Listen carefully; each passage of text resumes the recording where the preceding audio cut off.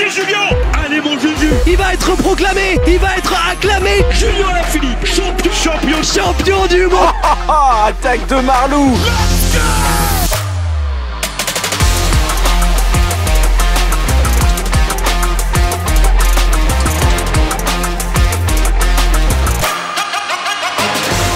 Bonjour à toutes et à tous et bienvenue dans une nouvelle présentation des équipes en 2023. Et avec moi aujourd'hui, ce n'est pas FP, on a dit, on fait tourner, on intègre des nouveaux éléments. C'est Étienne Gourceau qui est avec moi. Salut Étienne. Salut Guillaume, des nouveaux éléments mais toujours la même barbe. Toujours mal taillé. Je préfère ne pas trop m'étendre sur ce sujet.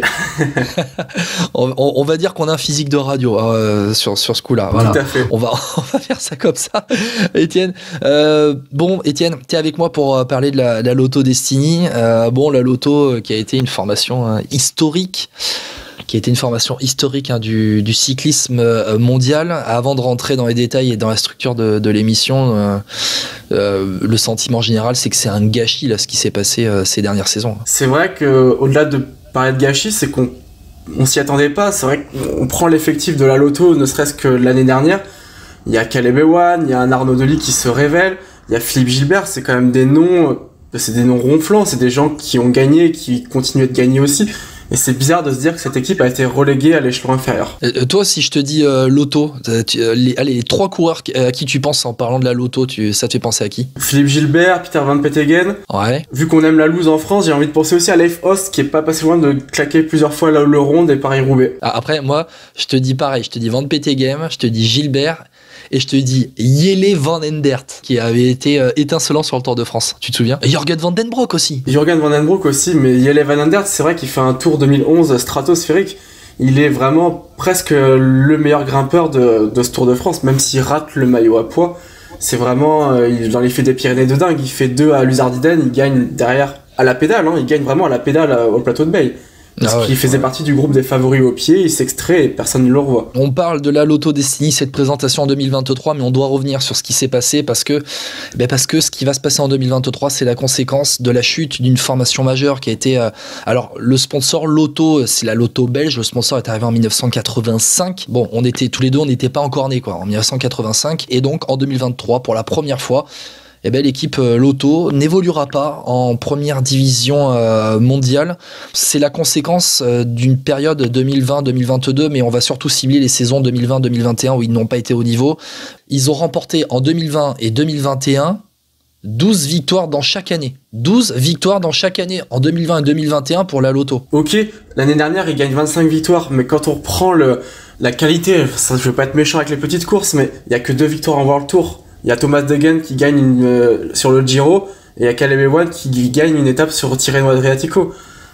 J'ai envie de dire, quand tu n'es pas capable de gagner plus de 5 succès en World Tour, ta place, elle n'est pas à cet échelon-là. Parce que tu peux gagner 10 victoires par saison, mais si, par exemple, il y a 1 ou 2 monuments dedans, ou, je sais pas, un top 5 sur un grand tour, tu gagnes pas beaucoup, mais mine de rien, tu scores en termes de points. Et là, c'est vraiment ce qui a manqué, des grosses victoires qui marquent beaucoup de points. Et c'est surtout que Caleb Ewan nous avait habitués dans le passé à planter dans les sprints des grands tours et il rapportait des gros points à la Lotto avant. Étienne, il y avait quand même une hyper-dépendance à Caleb Ewan avant l'avènement d'Arnaud Delis. Bien sûr, et même encore cette année, la preuve, il n'a pas eu de chance. Quand on reprend sa saison 2022, on peut dire que l'Australien a été vraiment maudit. Forfait à Milan-San Remo où il aurait pu marquer des gros points, voire pourquoi pas la gagner. Parce que c'est quelqu'un qui est capable aussi de passer les bosses. Sur le Giro, il est plus proche d'accrocher Van Der Poel et Girmay sur la première étape, il tombe. Et les stigmates de sa chute ont fait qu'il n'a pas pu briller derrière sur ce grand tour, alors que l'année dernière, il gagne au moins une étape. Il y a eu la malchance. Sur le Tour de France aussi, il tombe. Sur le Tour de France, il tombe aussi. Et cette malchance, comme tu l'as si bien dit, Guillaume, elle illustre le fait que cette équipe était beaucoup trop Ewan dépendance. Il tombe, il ne marque pas de points. Il n'y a personne derrière pour sauver les meubles. Et peut-être qu'il y avait trop de pression aussi sur Caleb Ewan à un moment donné, parce que ça veut dire qu'après 2 saisons 2020-2021, je vais pas dire catastrophiques, si peut-être à l'échelon de la Lotto qui était vraiment pas bonne, peut-être que Caleb Ewan avait toute la pression du maintien en fait de la Lotto sur ses épaules. Parce que Arnaud Delis, c'est un néo-pro en 2022. Il claque beaucoup, mais c'est un néo-pro. C'est ça. Et il claque sur des plus petites courses. On attendra aussi une confirmation de sa part sur les plus grandes courses. Mais ce qui est terrible pour la Lotto, Quand on fait une comparaison avec sa sœur ennemie de la Quick Step, c'est que par exemple l'année dernière, en 2021 pardon, Sam Bennett est pas en grande forme, mais il y a Mark Cavendish qui revient des enfers et qui claque 4 étapes. Alaphilippe est capable de claquer une étape. Cette année, c'est Evenepoel qui est là qui prend le relais, alors qu'en 2021, il revenait de sa très grave chute sur le Tour de Lombardie. Ils ont toujours eu un top coureur, tu veux dire. C'est ça, ils ont toujours, et même s'ils ont pas même si un top coureur est absent ou en méforme, il y a toujours quelqu'un d'autre qui arrive à se révéler pour prendre la place et continuer d'inscrire des points et encore des points. Là où pour la Lotto, si Dely se blesse, si Caleb Ewan se blesse, eh ben il y a plus grand monde. Et c'est problématique quand on veut rester au plus haut. On parlait de coureurs emblématiques, mais il y a un autre Australien qui a quand même beaucoup marqué la Lotto, c'est Cadel Evans, qui a quand même fait 2 fois deuxième du Tour de France sous ses couleurs. Oui, Cadel Evans qui avait aussi brillé avant de partir à la BMC, il me semble, et c'est un coureur qui a vraiment compté. Juste, je voulais revenir sur Caleb Ewan, parce que finalement, la Lotto, 12 victoires en 2020, 12 victoires en 2021, sur ces 2 saisons. Écoute bien, sur ces 2 saisons, Caleb Ewan, à ton avis, c'est combien de victoires? Je suis sûr que c'est au moins 50%, donc je suis sûr qu'il en a au moins 12 à lui tout seul. Ouais, il a 13 victoires à lui tout seul, 59% de victoires, pratiquement 60% de victoires pour Caleb Ewan. Faut dire aussi, c'est conjugué à des gars comme Philippe Gilbert, Tim Wellens, qui n'ont pas été réellement au niveau attendu pour remporter des points. Bon, Philippe Gilbert qui était sur la dernière année de sa carrière, mais quand on recrute Gilbert, on recrute aussi quelqu'un qui est capable de planter, qui avait remporté un Paris-Roubaix il n'y a pas si longtemps que ça, quoi. Mais ça me rappelle nos confrères de Vélo Futé qui ont fait une série de tweets sur la dépendance des coureurs au niveau World Tour, des équipes par rapport à des coureurs. Et il me semble qu'une année, Caleb Ewan rapporte presque 60% des points de son équipe. Alors ça doit peut-être être 2020 ou 2021, mais on se rend compte que c'est pas possible pour une équipe de compter autant sur un seul coureur. Bah oui, c'est compliqué quand tu as un Caleb Ewan qui en plus est victime de malchance, de pouvoir compter seulement sur un gars comme lui. 2022, on en parle, c'est aussi l'avènement d'Arnaud Dely. Il y a eu Caleb Ewan, l'ultra-dépendance, mais Arnaud Dely qui s'est révélé au fur et à mesure sur cette saison 2022. Elle est quand même là, l'une des satisfactions à Arnaud Dely. Je crois que c'est un top 15, top 15 mondial sur l'année 2022. Je regarde, top 13, il est 13e PCS et 6e au classement UCI coureur. Oui, c'est énorme, c'est vraiment pour un néo-pro, j'ai pas le souvenir d'avoir vu ces dernières années un néo-pro scorer autant dès ses débuts, c'est quand même impressionnant. 9 victoires en tout. Il est fort parce que c'est un bon sprinter, mais c'est quelqu'un qui est aussi assez résistant, qui est capable de passer des parcours un peu plus difficiles. Le problème, c'est qu'il a un peu le même profil que Caleb Ewan, là, donc on espère qu'ils vont pas se marcher dessus. À une nuance près, c'est que j'ai l'impression qu'Arnaud Dely est peut-être un petit peu plus fait pour les classiques flandriennes que Caleb Ewan. Oui, ça reste un Belge. Arnaud Dely, 9 victoires en 2022, dont 8 classiques, 8 courses d'un jour. Tu l'as la stat ?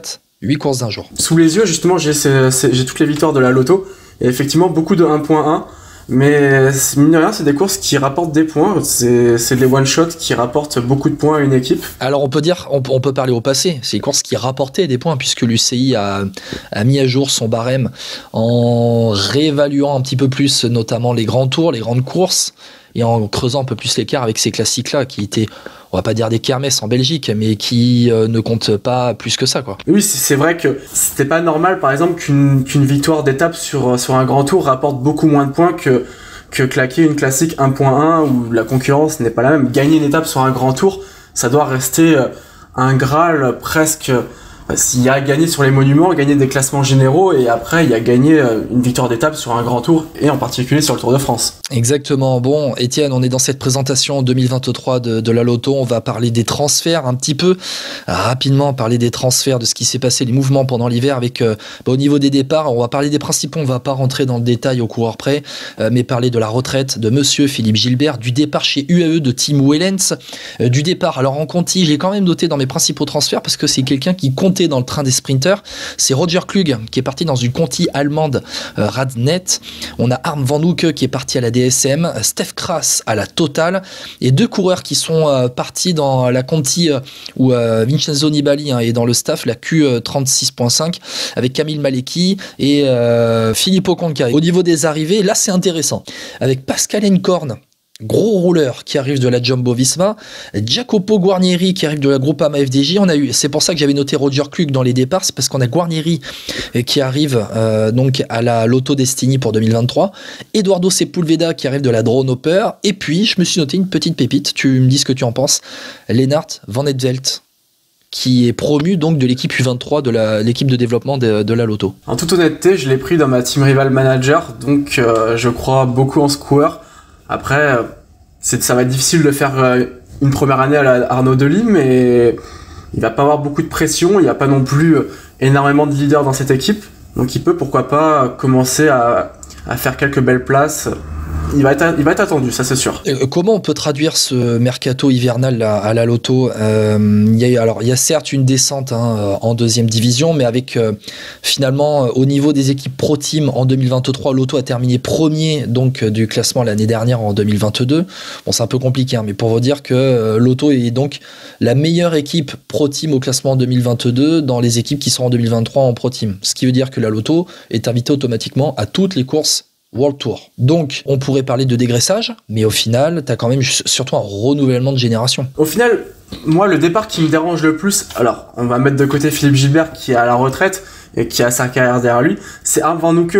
C'est peut-être le seul coureur de cette équipe qui était capable de viser vraiment les classements généraux.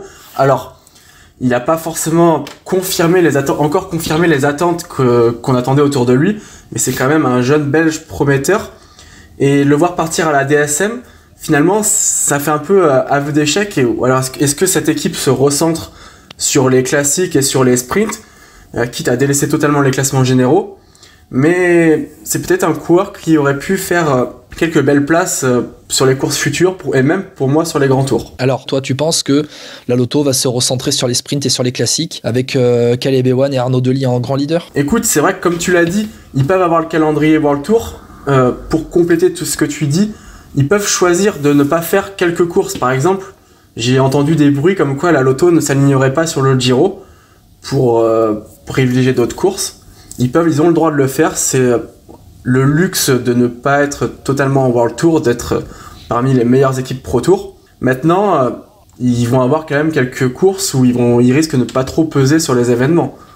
S'ils n'ont pas de coureurs pour le classement généraux, parce qu'on parle des grands tours, mais il y a quand même quelques belles courses World Tour d'une semaine où ça va être compliqué pour la Lotto de bien y figurer. Je pense au Pays Basque, la Catalogne, je vois pas un coureur de la Lotto briller, notamment au Pays Basque où tous les parcours sont vallonnés, enfin toutes les étapes sont vallonnées. Après, est-ce qu'ils ont réellement déjà brillé sur ces courses-là? C'est vrai, pas vraiment, non c'est sûr, mais on a vu d'autres équipes qui n'y brillaient pas changer leur structure. Je pense une nouvelle fois à la Quick-Step est capable maintenant d'évoluer sur plusieurs terrains.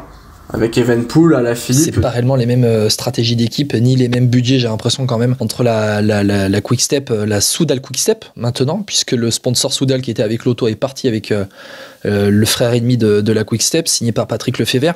Très rapidement, on parlait de Harm Van Hoeke. Harm Van Hoeke, il signe à la DSM, il signe en fait dans une équipe de première division où il aura peut-être aussi un rôle de lieutenant pour un Romain Bardet par exemple, qui a prouvé en 2022 qu'il pouvait se rapprocher des meilleurs, notamment sur le Giro, mais ça on en parlera dans le podcast spécial DSM. Il y a peut-être de ça aussi. Harm Van Hoeke, il a peut-être compris que c'était pas un grand leader, mais qui pourrait être là pour accompagner certains top coureurs. D'autant que, comme tu l'as dit, on y reviendra plus tard sur la DSM, mais ils ont perdu Timena Ressman qui a signé à Ineos. La DSM avait besoin de retrouver à minima un lieutenant, on va dire. Exactement. Bon, on va parler de 2023 maintenant. On en a déjà un petit peu parlé de 2023. On a quand même l'impression qu'on va s'orienter, donc avec l'avènement d'Arnaud Delis et peut-être la revanche de Caleb Ewan, vers deux groupes dans cette équipe de la Lotto Destiny, avec en leader d'un côté Arnaud Delis et de l'autre côté Caleb Ewan. Arnaud Delis qui a eu une superbe interview aussi dans le journal de l'équipe, les reporters de l'équipe qui sont allés voir dans sa ferme en Belgique. Arnaud Delis, c'est un coureur atypique, jeune coureur Arnaud Delis, qui a percé en 2022, on attend ça finalement. On attend Arnaud Delis, Caleb Ewan pour tout péter en 2023. On rappelle, en 2022, la Lotto c'est 25 victoires. On attend au moins aussi bien. Pour toi, c'est quoi le plus dur, Guillaume? C'est de se révéler ou c'est de confirmer? C'est forcément de confirmer. Donc ça va être peut-être l'année la plus dure pour Arnaud Delis. Peut-être. Après, alors, on attend quoi d'Arnaud Delis? On attend qu'il continue de claquer des courses 1.1 ou on attend qu'il passe au step au-dessus? Peut-être qu'il aura sa chance sur un grand tour. Hein. J'ai envie de dire, l'un n'empêche pas l'autre, il peut continuer à claquer des 1.1, tout comme il peut commencer à se confronter à la crème de la crème sur différents plateaux. On l'a vu déjà sur quelques 1.1 où il y avait des bons plateaux, il a été capable de parfois bien figurer. Alors il a un petit défaut de placement, Arnaud Delis, des fois, il peut commencer ses sprints un peu trop loin, et parfois les finir pas si mal que ça. On l'a vu des fois être 15e à 400-300 mètres et finir 2, 3e. Donc c'est quelqu'un qui doit encore progresser au niveau de son placement. Peut-être qu'avec un meilleur train, avec des coureurs qui lui seront vraiment dévoués cette année, il aura plus de facilité pour se placer dans ce fameux dernier kilomètre. Maintenant, il va être aussi beaucoup plus surveillé que l'année dernière. L'année dernière, c'était une surprise, il n'était pas connu. Là, il y a des équipes qui vont aussi essayer de le piéger, voir quelles sont ses failles. Je viens d'en évoquer une. S'il est toujours pas capable de bien se placer, il y a bien des trains de sprinters d'équipes adverses qui vont embrayer encore plus tôt pour essayer de le mettre dans le dur. Après, quand t'es un très bon coureur de classique comme Arnaud Delis, tu peux être capable de te placer sans train, j'ai l'impression quand même. Oui, mais on a vu quand même qu'il avait quelques défauts sur ce point-là l'année dernière. Donc il a vraiment des progrès à faire. Oui, alors on va quand même rappeler l'âge d'Arnaud Delis. Il a juste 20 ans. Il a juste 20 ans. Il va avoir 21 ans au mois de mars, Arnaud Delis. Donc voilà, c'est un petit talent à polir. Mais bon, tu ne perces pas comme ça par hasard. Et je pense que tu as un recrutement comme Jacopo Guarnieri, c'est pas un recrutement anodin non plus. Un recrutement de Pascal Encorn, c'est pas un recrutement anodin non plus.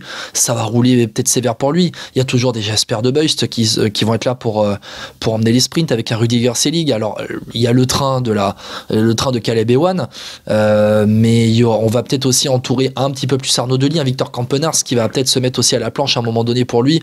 Il y a de quoi rouler pour emmener les sprints à la Lotto. Ah oui, je n'ai pas dit le contraire. C'est ce que je te disais tout à l'heure. Je pense qu'il aura un meilleur train pour lui. Il a prouvé l'année dernière qu'il était capable de gagner. Je pense qu'il a gravi très rapidement les échelons au sein de son équipe.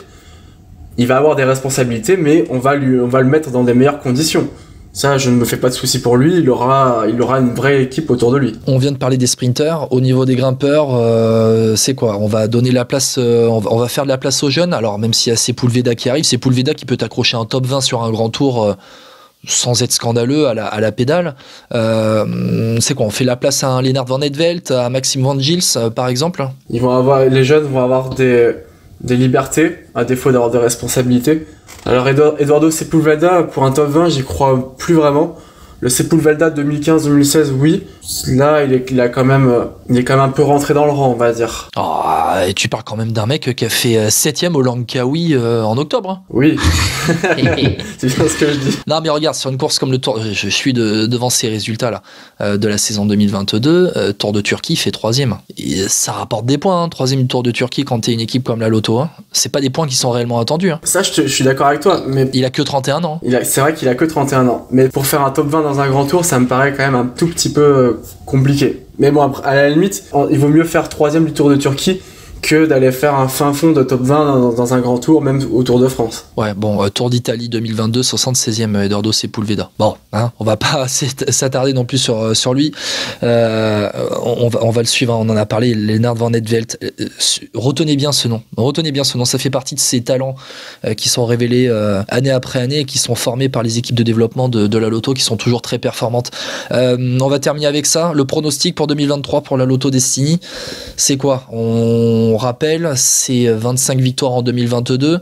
Bon, là, ils vont être un cran en dessous en deuxième div. On attend quoi? Au moins 20 victoires. Alors moi, j'ai noté ça. Au moins 20 victoires et premier au classement Pro Tour. Premier en Pro Team, je veux dire. Ça me semble possible. Il faut aussi voir sur le moyen terme et viser la remontée en World Tour. Je sais pas si c'est leur objectif, mais effectivement, ça passe par marquer des points. Donc être premier en Pro Team comme tu l'as dit. Oui, 20 victoires, ça me semble possible. Arnaud Delis peut très bien aller en claquer une dizaine.